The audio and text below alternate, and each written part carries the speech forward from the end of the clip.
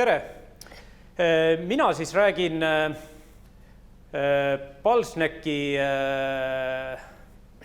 nii-öelda kogemuslugu sellest, kuidas juurutasime protsesse ja digitaliseerisime ja automatiseerisime need. Et Palsnek on selline ühtepidi nagu väikeettevõte, aga teistpidi me oleme toiduettevõte Eestis, kes ise toodab ja ka realiseerib ja müüb selle kauba ise ära, siis tegelikult sellise väikse ettevõtte see kogu see tegevuste ahel on hästi paks ja hästi pikk, mis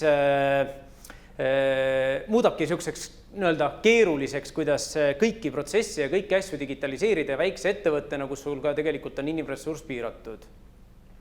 Seega ma täna toon ühest plokist ühe näite, mida me oleme siis nii-öelda digitaliseerinud. Ja see on siis müügi koha pealt nii-öelda ja eksport, kuidas me 2 aastaga müüsime kartulivahvlit 50 riiki. Ja kuidas läbi selliste nagu automaatsete protsesside tegelikult nii kaugele jõuda. Ja kui kasulikud need digitaliseerimise nii-öelda momendid on. Et kui räägitakse sellest protsesside tegemine, automatiseerimine, digitaliseerimine, come on. Kui reaalseks seda lugu ja seda kirjeldust üks ettevõtte, kelle ülesanne on teha kartulivahvleid ja kamapalle loeb, et see ei ole nagu reaalsest elust selline jutt, et me ei saa aru sellest tavaliselt, et see tundub nii kauge ja nii keeruline, et see kõlaks umbes meile nagu selliselt, et me peaks panema oma vahvliliinid Bitcoini kaevandama, et see ei lenda, aga õnneks on meil riigis sellised programmid nagu digimeistriklass, kes neid väikseid ettevõtteid tegelikult sellistesse programmidesse kaasab ja see on väga võimas ja tänuväärt. Aga kui me lähme nüüd siis meie näite juurde pikemalt, siis me saime aru, et meil on võimalik saada ekspordikontakte rahvusvahelistelt messidelt. Ja me töötasime välja siis sellise protsessi kõigepealt, mis võimaldas meil võimalikult palju kontakte saada ühelt messilt selle loetud tundide jooksul, kui see kaua see mess kestab. Ja tegelikult ühel messil ei ole ühtegi muud eesmärki, kui ainult saada võimalikult palju kontakte, kes sinuga hiljem suhtlevad. Nii, mis me tegime? Me tegime nii, et me panime 2 nooremat müügimeest, kellest alati üks oli mina, messiboksijad tänavale, 2 direktori välimusega inimest panime boksi ja võib-olla oli veel mingit lisajõudu, kes aitas meil mingisuguseid asju teha. Ja kui mess hakkas, seisime me kartulivahvel käes ja pakkusime inimestele krõpsu. Iga inimene, kes tuli mööda seda tänavat, astusime me talle ette ja ütlesime, maitse kartulivahvlit. Kõik maailma rahvad, kultuurid, ükstapuha, kui kõva direktor sa oled, sa maitsed seda vahvlit. Ja sellel hetkel, kui ta selle kartulivahvli suhu pani, küsisin ma ta käest, et mis äri sa ajad, mis otsid siit messilt? Ja see hetk, kui inimesel on kartulivahvel suus, siis kõik maailma rahvad, kultuurid, ükstapuha, kui direktor sa jälle oled, vastad sa ausalt ära, mida sa otsid ja mis äri sa ajad.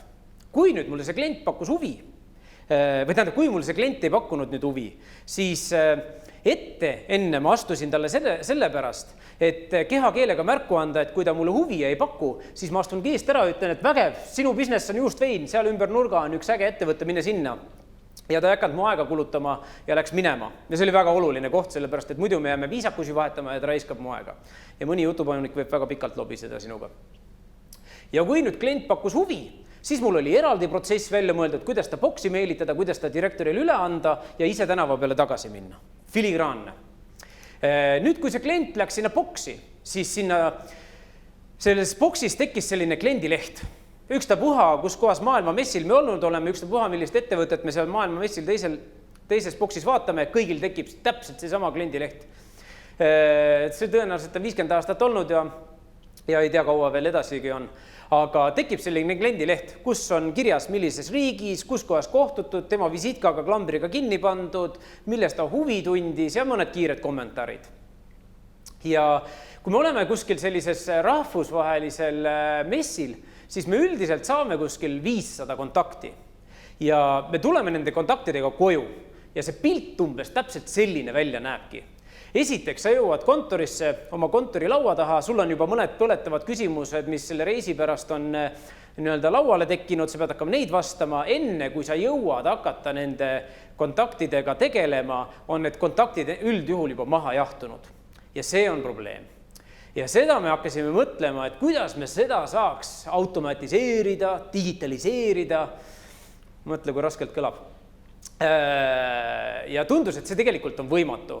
Ja me ei teadnud ühtegi nagu reaalset lugu, kus keegi oleks sellega päriselt nagu kuidagi muud moodi ära teinud. Aga saab. Lähme tagasi sellesse hetke, kui klient tuleb sinu juurde boksi.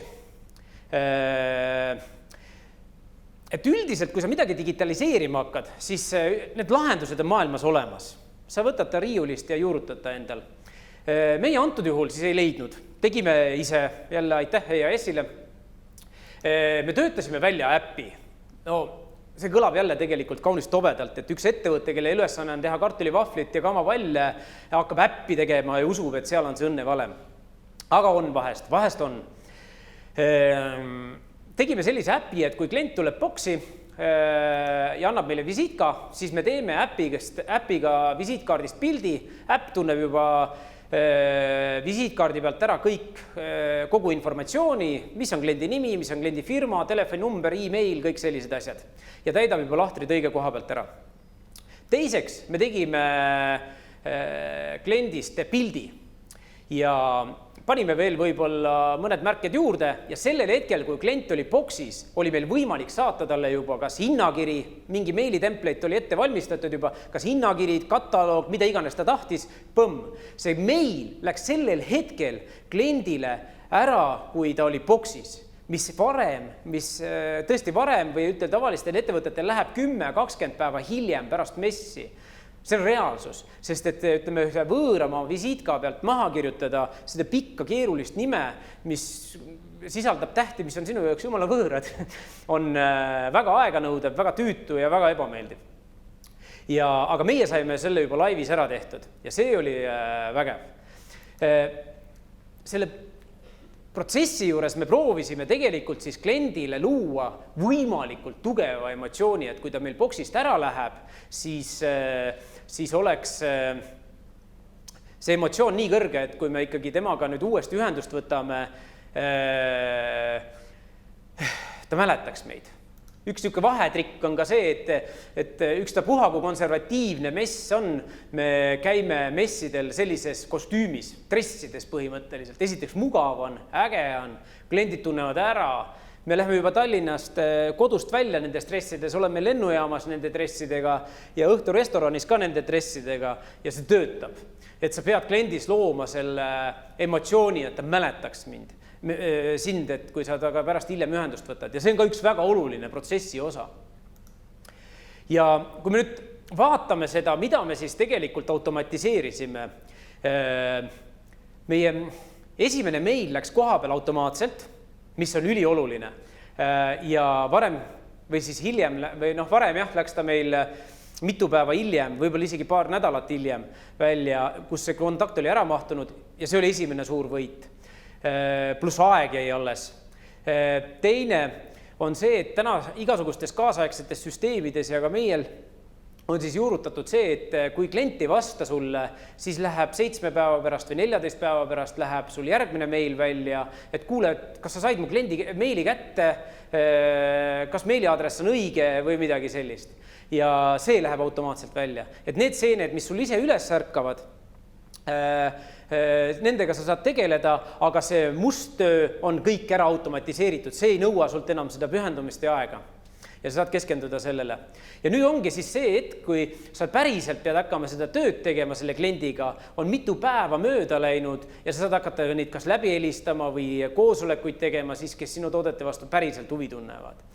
Ja kui ta siis ikka kuidagi moodi ei vasta, siis saadad talle nii-öelda tšau-paka meili või küsid mõne siukse küsimuse veel viimase võimalusega, et kas ta ärkab selle kontakti pealt üles või mitte. Ja kui ikka ei ärka, siis paned Pipedrive'is kaotanuks ja võib-olla proovid järgmine aasta uuesti ta kinni püüda. Ja nii lihtne oligi, aga see lihtne protsess, mille sa ära automatiseerid, annab sulle ikkagi kümneid uusi riike ekspordiks ja sadu tuhandeid müüke.